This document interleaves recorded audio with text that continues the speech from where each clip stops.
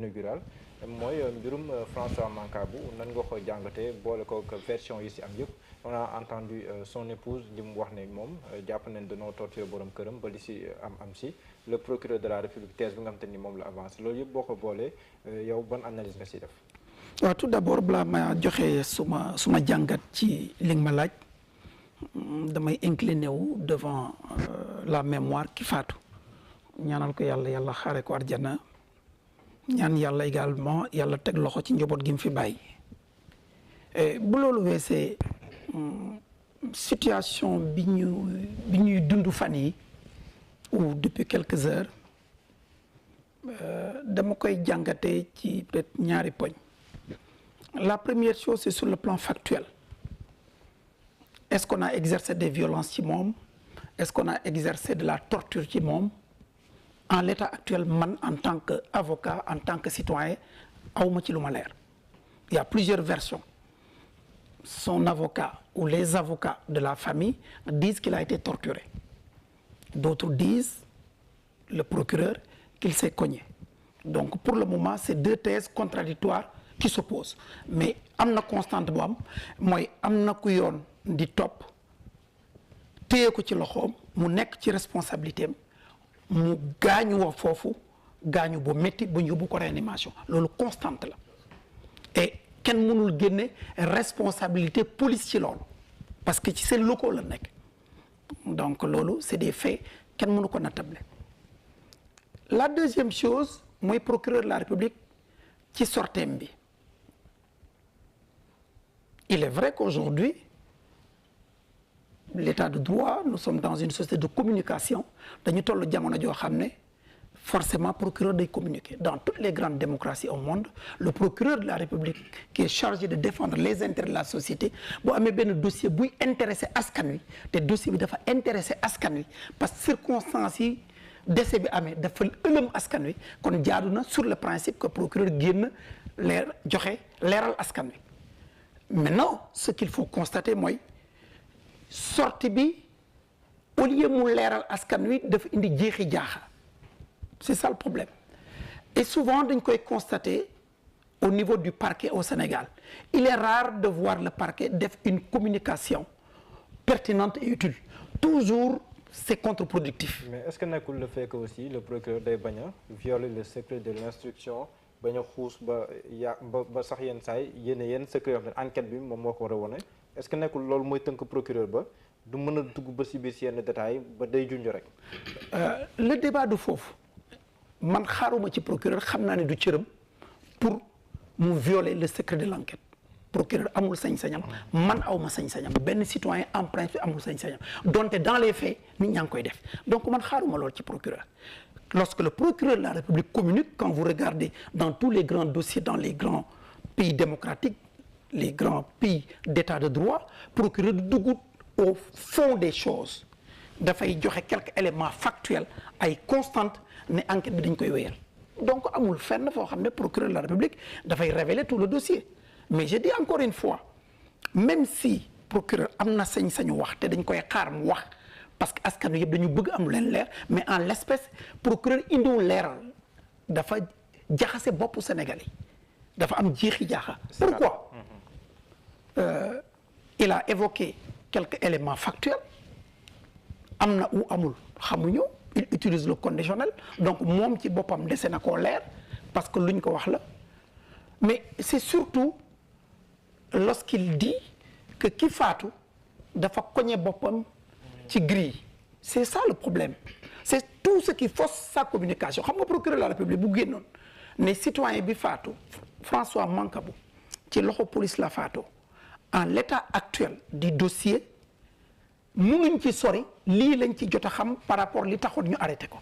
mais que danañ ubbi enquête pour xam les circonstances ci yan anam la faatoo bu amee ay responsabilités ñu situé ko bu ñu waree jël ay sanctions ñu sanctionné ko kooku dinaa ko mën a dégg il s'en tient au principe parce que loolu lañ ciy xaar pas mu dugg mais moom deful lool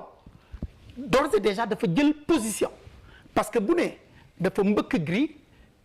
ne d'ailleurs maa ngi yore benn vidéo boo xam ne 13 minutes pour wane firnde boobu li mu bëgg a wane mooy génne na responsabilité police mooy kii kenn torturé wu ko kenn violenté wu ko moom moo gaañ boppam après wax autopsie non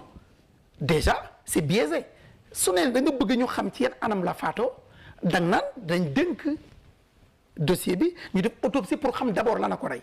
suñ xamee li ko rey ba pare ñu ubbi enquête soit judiciaire parce que moom loolu la féetewoo li ci des c'est le ministère de l'Intérieur ils ont une inspection des services de police pour ñoom ñu càmbar def une enquête administrative pour xam dans quelles circonstances la kooku gaañoo foofu bu mujj faatu mais gisuñu loolu donc dafa jël position ne lii a ko faat à partir de ce moment là man gisatuma autopsie bi ban njëriñ la am il préjudicie à l'autopsie parce que autopsie bi moo ñu war a wax lu tax mu faatu buñ ci jógee enquête bi wax ci yan anam kan moo ci bokk kan moo ci dugal loxoom ak ku ci dugalul loxoom mais bu ne gris la mbëkk yor naa vidéo 13 minutes dafa bëgg wax ne lii police du ci dara même moom bu ko xamoon waru ko wax c'est pas une bonne communication loolu daf koy téye ñu càmbar ba pare bu ñu amee résultat autopsie mu defaat nag une seconde conférence de presse pour peut-être génne yenn résultats yi donc à partir de ce moment man rafetluwuma fànn woowu te ci foofu la ko Sénégalais yi di xaar pour xam yan taxawaay la ci yoon di jël pour que mbir mi leer mais également ñu ne dig lañ ko jox bon man loolu rafetluwuma ko aussi parce que nous voulons une enquête impartiale indépendante transparente dig ci police la bokk démembrement police la en l'état actuel du ma ne police moo ko gaañ du ma ne police moo ko faat xamaguma ci dara mais tout est possible mais nañu créer les conditions pour que mbir mi mën a leer donc boo jëlee dossier bi bu ko jox dig c'est normal day indi jeexi jaaxa ci famille victime bi ak ay citoyens yu bëri comme que dañu bëgg mu leer nañu am taxawaay boo xam ne dana dal xelu ñëpp mooy mën nañ jël dossier bi jox ko gendarmerie mu def liggéeyam à partir de ce moment là xelu nit ñi na dal mais encore une fois jàpp naa ne sortie procureur sooxe na ci fànn woowu parce que dafa waroon génn pour dalal xelu askan wi mais sa sortie a créé beaucoup plus a suscité beaucoup plus de questions de questionnements d'interrogations que de réponses d'accord donc rassuré wu ma man personnellement maintenant nag les Sénégalais apprécieront mais ñàkkul ne mës nga dem commissariat central xam nga ni mbir yi tëddee ndaxte yan saa yi da nga am ay clients yu fay nekk nga fay dem mais pendant 13 minutes ndax nit mën naa mbëkk boppam ci ay grilles te du am ku dégg bruit am na wala quelque chose comme ça wala ay caméras de surveillance ak nangam est-ce que yow pour yow loolu sa xel mën na koo nangu pendant 13 minutes nit mbëkk boppam. ci loolu laa bëggoon ñëw d'ailleurs loolu aussi ça paraît invraisemblable parce que boo nee am na vidéo bi ça veut dire que ci violon bi fi ñuy nekk ci chambre de sûreté bi am na caméra et c'est une bonne chose et dafa war a am caméra pour que ñu xam ñi ñu fay denc nan la ñu nekkee et su amee caméra am na genre benn poste de contrôle bu ñuy xool à la seconde près du surveiller ña fa nekk donc nan la ab détenu mën a nekkee foofu koñe boppam pendant 13 minutes c'est que ñi nga xam ne ñooy surveiller les postes de sa caméra kenn bougéwul kenn yëngul loolu yenul maanaam su nekkee ne loolu am na ça veut dire que ña fa nekk ñoo ñëpp dañ leen war a relever ça prouve également c'est un dysfonctionnement extrêmement grave c'est une faute également de ces agents de la police ñi waroon a veiller ci caméra bi donc encore une fois loolu yenewul maanaam jusqu'à preuve du contraire man loolu yenewul maanaam mënuma dégg loolu 13 minutes nit di koñe boppam ñu koy filmer parce que caméra fu am caméra am na benn écran boo xam ne foofu la ñuy veiller surtout poste de sûreté bu mel ni muy violent que ñu mettre en garde à vue et que kenn bougéwul kenn yënguwul loolu man mën a guma ko gëm jusqu'à preuve du contraire donc yenewul maanaam Thierno li ñu fi wax yëpp si mbirum François Mancabou ban jàng nga si def en tant que journaliste. waaw jërëjëf sëñ Diallo moi je crois que